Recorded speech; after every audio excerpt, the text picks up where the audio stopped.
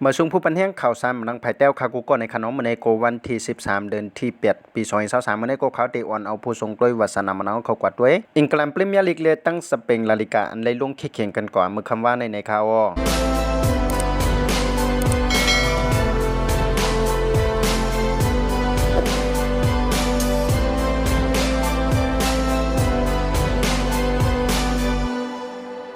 มาด้วยกันที่อังกฤษพรีเมียร์ลีกตั้งในขนมมือคำว่าอาร์เซนอลในก็เอาเป็นโนตินฮัมกับ2-1ปุ่นมองเลยตั้งเวสต์แฮมยูไนเต็ดก็เต้ากันกับ1-1เลยเปลย์ตันก็เอาเป็นดูตันกูขัดกับ4-1เอประธานก็ส่งบันฟูฮัมกับ0-1เลยซัฟฟิลด์ยูไนเต็ดก็ส่งบันคริสแต่เปริตกับ0-1เหมือนกันเลยกูกำลังส่วนนั้นก็เป็นนิวคาสเซิลยูไนเต็ดเดียวพีเอสตุนบิลากับ5-1ในข่าว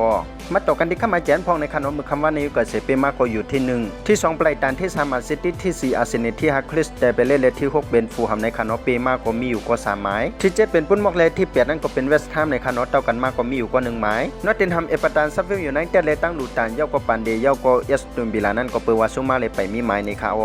มาด้วยกันที่ผู้สร้างกองพองในขนมก็เป็นอเล็กซานดราอิซักของนิวคาสเซิลยูไนเต็ดเลยตั้งเออร์ลิงฮาลันด์ของแมนเชสเตอร์ซิตี้ในขนมที่สร้างการไล่ก็2ลูกว่าแจนที่1ปุ่นด่านในคำได้ก็ตึกก็อยู่แทง2กูในขนมก็เป็นเฟรนด์ฟอร์ดกอติญากันตั้งโตเทนแฮมและกูปิกแม็กคึกแคมดีด้วยก็เป็นเชลซีกอติญากันตั้งลิเวอร์พูลกูแมนเชสเตอร์ยูไนเต็ดเลยตั้งวูฟฮัมบัตตานั่นก็เตมาในวันอังคารวันที่15เข้ายาม2 โมงกลางในข่าวกำเนิดคาคามาด้วยในสเปนลาลิกากันพองในคานออันนุ่งเข่งกันกับมือคามาในก็เป็นเป้าเจนที่1ในคานอเลียสุสิตาเลยตั้งจิโรนานั่นก็เต้ากัน1-1และสเปนมาเลยตั้งมายอกันนั่นก็เต้ากัน1-1เหมือนกันอัลลาเตปิเปานั่นก็ส่งบันเลียมาเทรดกับ0-2เลยไปในก็เลียมาเทรดเลย2ก็ตีดูดิโก้เลยตั้งผู้เล่นอันซื้อมาใหม่อันมีจิวัจุดไปเล่นหำในคานอสร้างกาตีก็1ลูกมาด้วยกันที่ข้ามาแจนพองในคานอที่1นั่นก็เป็นลาโยปลีกาโนที่2นั่นก็เป็นเลียมาเทรดที่3นั่นก็เป็นเปรนเซียในคานอมีอยู่ก็3หมายที่4จิโรนาที่5และเป็นมาเลที่6มายอกาที่7นั่นก็เป็นเลียสุสิตาในคานอมีอยู่ที่ก็1หมายซิบิลาอเมริกาเลยตั้งอเลติกปิเปานั่นก็เปิดว่าซุมาเลยไปมีหมายในข่าว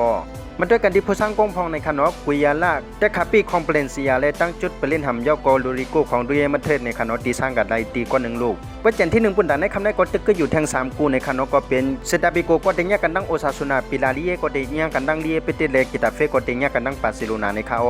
บางเข้มมันนังอิตาลีซีรีส์นั่นก็เต็มมาในวันที่19วันเสาร์ในคานอยาวกว่าวันที่20วันอาทิตย์ในคานอลีกจะมาบุนตาลิกานั่นก็ตีลงแข่งกันในวันเสาร์วันที่19นั่นเหมือนกันในข่าว